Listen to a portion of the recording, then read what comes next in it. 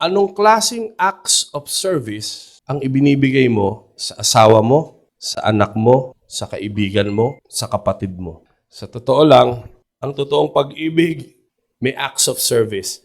Si Doktora, dati nagregalo ako mga mahal na mga bag, wallet. Tapos sasabihin niyan ganito, Daddy, okay lang ba yung niregalo mo sa akin? Ireregalo ko dun sa kaibigan ko. Ako, inis na inis ako. Yung pinag-ipunan mo yung regalo niya, mo sa kanya, tapos sabihin, kasi hindi ko naman ginagamit ireregalo ko na lang.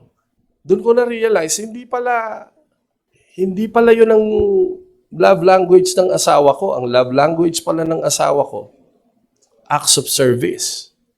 Kasi bakit? Pag minamasahe ko yung paa niya, gustong-gusto niya. Bigla akong binibigyan ng pera pagkatapos.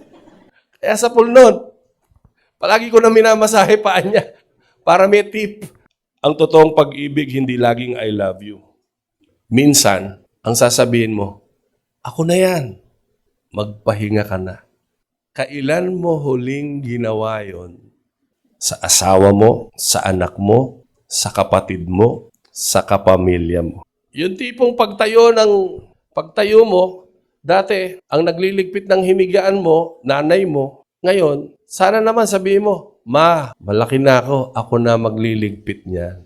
Hello! Sabi mo sa katabi mo, naintindihan mo ba yan? Palagi natin tandaan, ipadama natin na hindi siya nag-iisa sa responsibilidad. Kahit pagdating sa pinansyal, hello! Di ba? Sabihin mo sa katabi mo, gawa paraan din. Palakpakan nga natin ang Panginoon. No? Hindi yung iaasa mo lahat no? May mga pagkakataon na minsan kahit maliit lang ang ambag mo, naliligayahan yung partner mo sa mga anak. Hello. Sa totoo, hindi nyo obligasyong bigyan ng magulang. Pero dahil nagpapasalamat kayo, grateful kayo na sila ang naging magulang nyo, malaking bagay na makapag-abot ka kahit konti. Hindi yung may trabaho ka na ang litanya mo pa rin, Panginoon. Ang tunay na pagmamahal, hindi lang yung palagi kang sweet. Dapat reliable ka, naaasahan ka.